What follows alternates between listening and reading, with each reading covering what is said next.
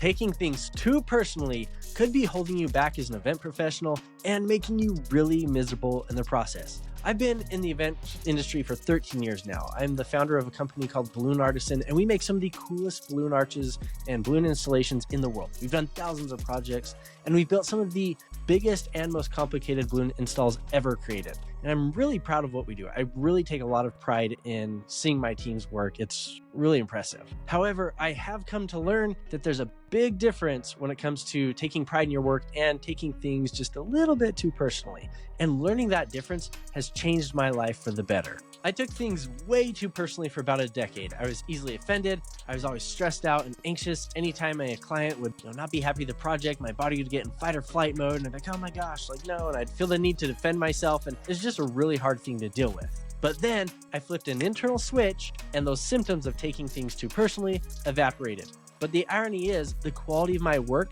became a lot better as a result of that as well. And my favorite part, flipping that internal switch has allowed me to fall back in love with the event industry and fall in love with helping my clients to put on some of the most incredible events and celebrate their most precious life milestones. Welcome to the Event Secrets Podcast, where we talk about how to put on better events, take better care of our clients, and make a whole lot more money in the process. This is an all-action, no-fluff podcast full of actionable insights created specifically for event professionals.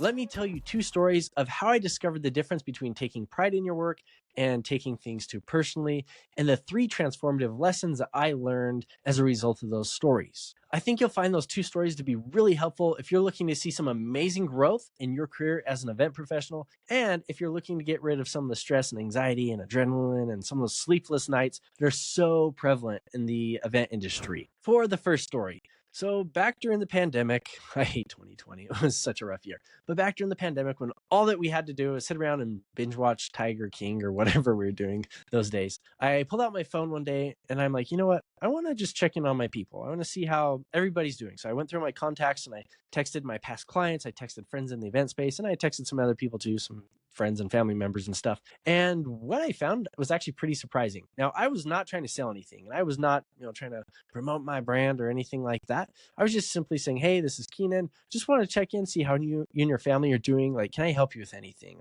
Is there anything you need? Just need some social interaction. We can have a Zoom meeting, whatever, right? And I found that only about 10% of the people that I reached out to actually responded. Only 10%. And even the people that reached out, most of the responses were pretty short, doing good, thanks for checking in. This really caught me by surprise. Heck, even my own family was not responding to me. And as 2020 continued on, I followed up a few more times and got similar results. And this actually really rattled me because for some of these people, I had flown across the country to decorate for their events. And I had worked 18-hour days. I busted my ass off for so many of those people that I was reaching out to. And I thought I had really made an impact on their lives as we were celebrating some of their most precious milestones together. And so this came as a surprise that they wouldn't even respond to my text. And so, yes, while what I was doing was very impactful to them and it did make their lives better and did impact their most important life milestones, at the end of the day, I was just the balloon guy. And they had too much going on to really care about the balloon guy or to even respond to the messages or be like, hey, how are you and your family doing? Thanks for checking in on me every couple of months. None of that happened. And I was, pretty surprised by that. And to be totally honest, I was left feeling pretty hurt. I'm a pretty open and vulnerable person. I think it's important to share our feelings as humans. Feelings are one of the things that makes us really unique on this earth. And I was pretty hurt by this realization. And I'm a little bit of a sensitive person. I'm very open. I tend to be very vulnerable with my feelings and in my communication. And so this wreaked havoc on my sensitive little heartstrings, and I cried a lot. And for the second story, we had a client one time that we'll call Dan because that was his name. And Dan was one of those clients. Now, a little bit of context, just so the story makes more sense. Balloon Artisan operates in quite a few states. So we have a centralized planning team. Our balloon design specialists, they work with our clients remotely, and our inquiries that come in wanting help with their events, we work with them remotely. And then we have our local artists who are part of our team, and they are ridiculously talented and highly trained and really good at what they do. And they're the ones that take the designs and they actually build those. And so that's kind of how Balloon Artisan is currently structured. So we operate in lots of states. On our website, we have a contact form, and it's a little lengthy, but we ask for all of our clients' event details up front because this allows us to better help our clients and make sure that they have the best experience. So we're asking for, their name, obviously their contact info, their event date, when it starts, when everything, ends and needs to be cleaned up by.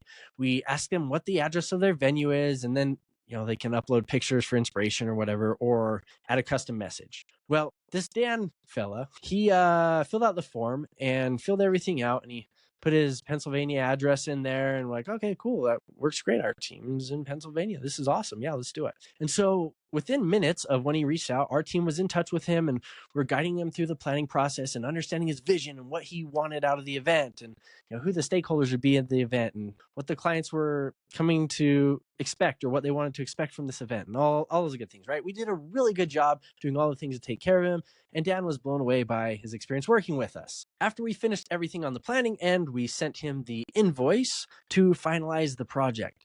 Now, the invoice lists all of the information for the event that they've given us. So it has the venue address, it has the dates and times and the deliverables and the colors, and everything you could ever imagine is on the invoice, along with a nice big bold section of text that says, by paying this invoice, you were agreeing that the information below is correct. So Dan reads it, seems to be all good, pays for the invoice, right? He gets a confirmation message from our team, same information. Hey, let us know if anything changed. Sweet.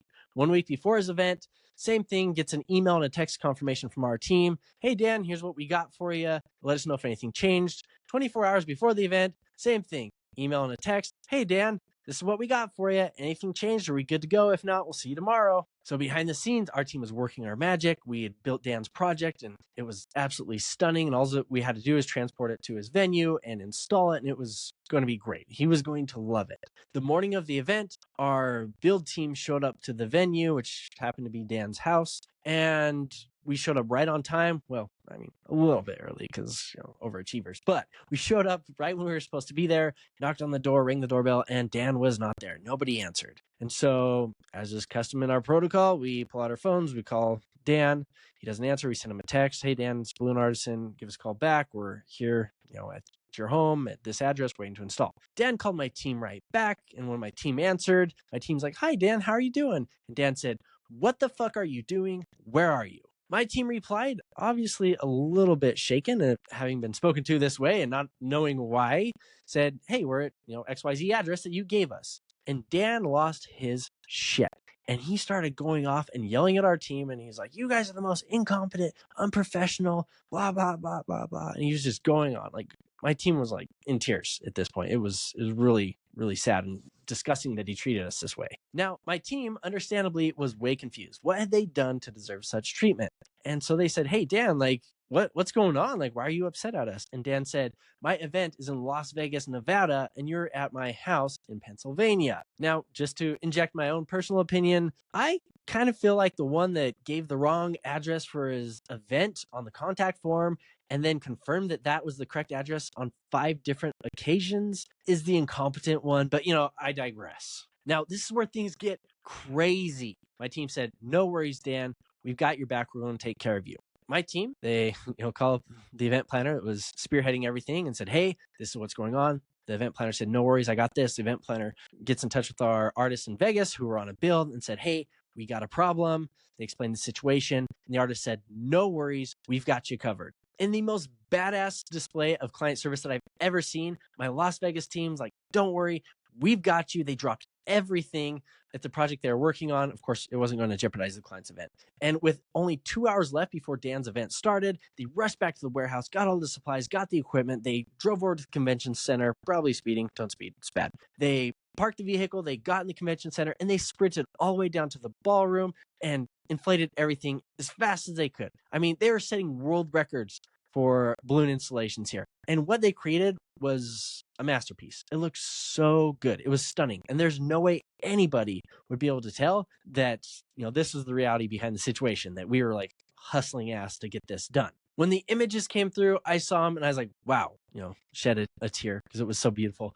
But I was so proud of my team because they had pulled off something that was nearly impossible with no time at all. And it looked absolutely incredible. There's no way anybody would know that this was, a last minute thing. And I was so excited to see Dan's reaction when we saved him from his own mistake. And I knew that he's going to be singing praises to our name. Well, the reality is Dan saw the balloon installation and he said, I absolutely hate that shade of gray. why in the hell would you use that shade of gray? Which, by the way, matched his stupid logo that he told us to match, but I digress once again. But I exploded. I was so pissed off. I cannot remember a time when I've been more angry than I was in that moment. I felt disrespected. I felt that my team had been disrespected. I felt attacked. Like every possible negative emotion came flooding over me. My adrenaline was through the freaking roof. I was swearing up a storm. I probably even threw some stuff on the floor. I can't remember. I was ready to hop on a plane, fly to Vegas, and open up a can of whoop ass on this guy. But then I remembered I'm like really, really scrawny and like really weak, and that probably wouldn't have ended well for me. So I decided not to do that.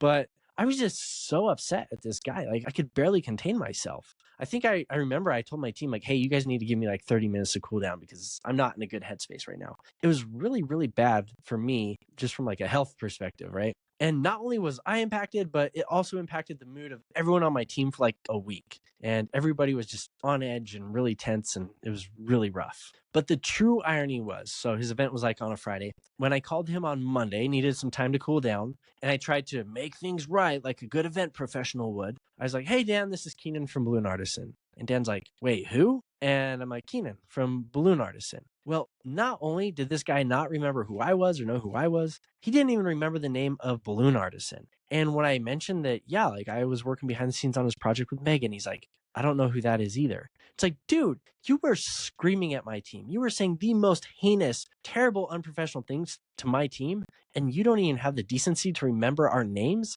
or the company that we represent. He was just a pissed off, detail oblivious dude floating around on a rock in the cosmos, taking no accountability for his actions and taking all of his anger and his insecurities out on my team. And the worst part is I had let him hijack my emotions for like a week. He was living rent free inside of my head. Meanwhile, he didn't even know who I was, and he didn't care. Those two experiences caused me to reflect and wonder, how can I keep myself from getting so emotionally and personally involved in everything that goes on in my business? Especially as my team kept growing, I knew it was inevitable that sometime, somewhere, someplace in the future, someone would make a mistake. And I knew that it wasn't healthy for me to internalize those mistakes and people's responses to those mistakes like I was. And to a degree, it was almost like criticizing Balloon Artisan or any of the things that we did or any of the things our team of 100 people did was like criticizing me as a person, like calling my baby ugly or something like that. Now, I told you that I was going to share 3 takeaways from these 2 experiences with you,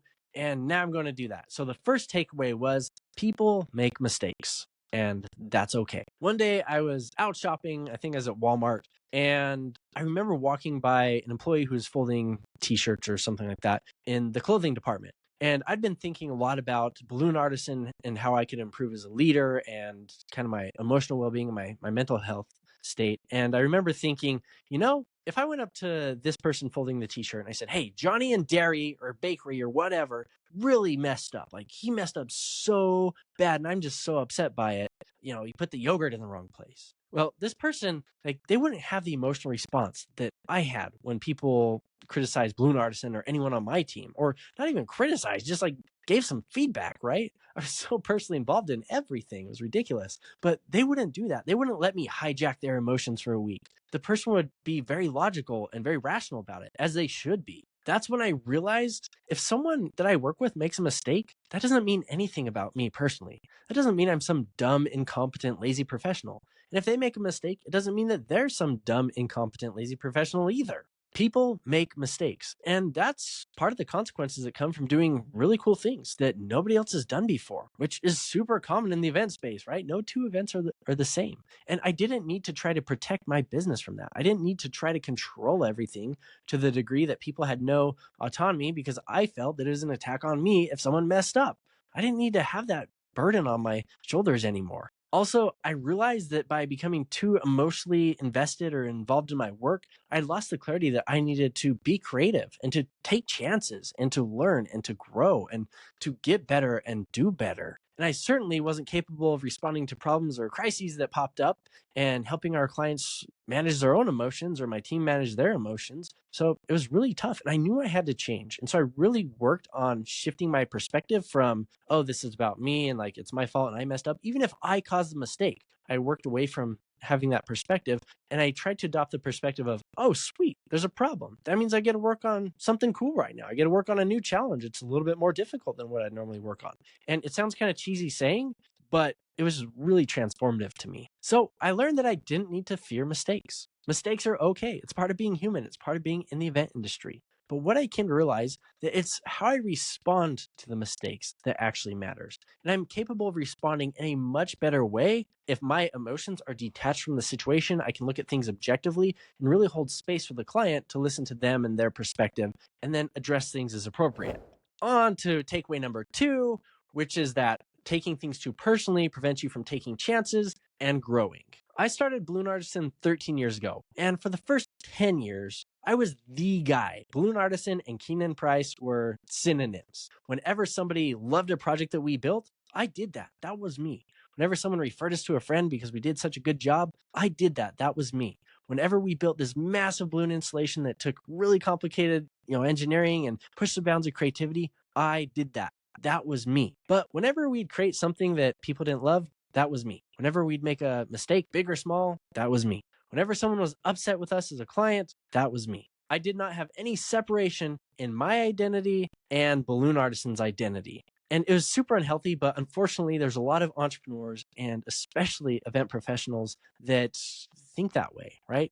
Go and tell a florist that the bouquet they just made doesn't look good or the flowers are wilting, and see if they don't get like all defensive and up in arms, right? Like it's a very human thing to have this response, but it's just not healthy. It's a little crazy. Now, the consequence of this is that I felt that I had to control everything. I was the chief, quality assurance guy. Every balloon that got inflated, I had to sign off on. Every piece of, graphic design content, every social media post, every possible thing that was created in my company, I had to have my hand in there somewhere, and I had to give the final approval. But in doing this, I really just ended up shooting myself in the foot because 1, it took way too much time to do that. And for 2, my business progress was limited to my talents and to what I was capable of doing, and my time, of course. And then 3, creative people that are competent and great at what they do don't want to be micromanaged, and they don't want to work for an asshole. And I was kind of a micromanaging asshole, and people that worked with me knew that at the time. Now, I'm not that way anymore. It took a long time to break that, but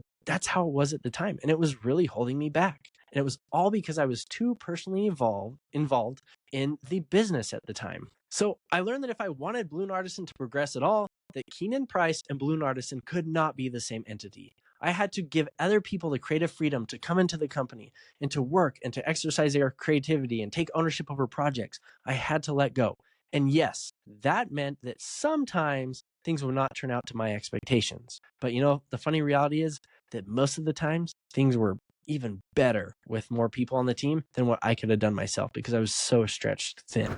Let's move on to takeaway number 3, and that is that it probably doesn't really matter, and your clients probably don't really care about you anyways. As event professionals, we pour our everything into our work, all of our creativity and our ingenuity and our problem solving. Everything that we can possibly muster, we cram into our clients' events because we want them to turn out great. And it's so challenging and so rewarding because no 2 events are ever the same. But what my experience following up with people during COVID taught me is that yes, what I do is incredibly meaningful, but at the same time, it's also incredibly meaningless. To our clients, the important things are themselves, their vision, their guests, and being able to be proud of the final outcome of the event. And the people that make that possible really aren't that important in the grand scheme of things. As a matter of fact, give it a few years' time, and they're going to forget you, your name, your company, your logos, what you look like.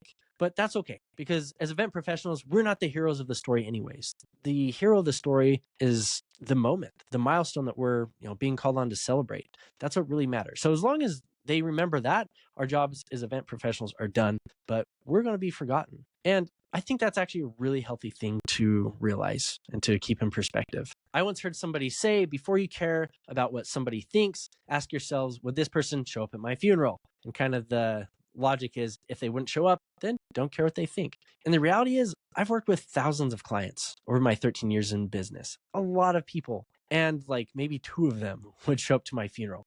Matter of fact, after texting even my own family during COVID, I'm not even sure that like my cousins and aunts and uncles and stuff would show up at my funeral. So, I mean, it is what it is. So at the end of the day, if I'm just a means to an end and they're not going to be at my funeral and they're not going to be there for me to celebrate the good times and the hard times in my life, and they don't even really care enough to answer a text message, then why am I getting so personally involved in what they think or the outcomes of these events? This change in perspective has been really freeing for me. And the irony is as I become less personally involved, like I mentioned earlier, I actually become a whole lot better at what I do. And the clients in the end have a much better experience because I'm not running around like a stressed out basket case all the time.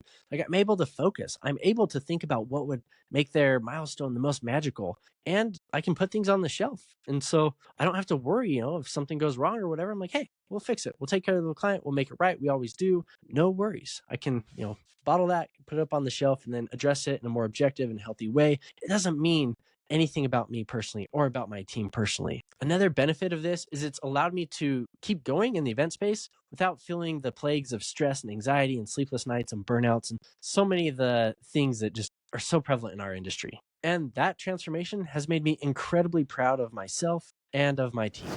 To summarize, there is a difference between taking pride in your work and taking things too personally. Taking things personally leads to stress and misery, and it also leads to being afraid of failure and not trusting other people to execute your vision or to help you build your team or to put on the event with you, whatever you're doing. Also, people make mistakes, and that's okay. And anytime you're trying to do something innovative or edgy or cool, you're probably going to mess up. And once again, that's to be expected. So if you don't want to make mistakes and you don't want to mess up, then don't do anything cool or unique or innovative, and you'll probably be fine. Taking things too personally will also prevent you from growing and becoming the best version of yourself. And last but not least, what we do as event professionals is extremely meaningful and it matters. But at the same time, people are going to forget about you one day. And if you fast forward 100 years, nobody that was at your event will even be alive anyway. So all of us are going to be forgotten. So enjoy the journey, have fun, be creative. And remember, if you ever come across a turd like Dan, there are 9 billion people on this planet, and a lot of them suck. But the good news is that you don't have to work with them again. Thanks for joining me on this episode of the Event Secrets Podcast, where we talk about how to put on better events, take better care of our clients, and make a whole lot more money in the process. I have a huge favor to ask of you. If you know anybody who's an event professional or an entrepreneur or business owner that would love to hear about the things we talked about today, please feel free to share this podcast with them. That'd mean the world to me. When I see that podcast episodes are being shared, it lets me know which content people love and which content I should stop making. So if you love this and want to see more stuff like this, share it. And if you don't, then please don't share it. And one last request, I would love which future podcast topics you would like to hear. So if there's a struggle that you have in your business or as an event professional right now, and you would love help figuring out how to solve that challenge, I would love to invite you to connect with me on LinkedIn. My name is Keenan Price. I'm the CEO of Balloon Artisan and the host of the Event Secrets Podcast. Look me up, send me a connection request, and send me a message. Let me know, what you're struggling with, and I would love to make an episode to help you out. I feel like as we bond together as event professionals, we make the industry a whole lot more enjoyable as a whole, and we push the space forward.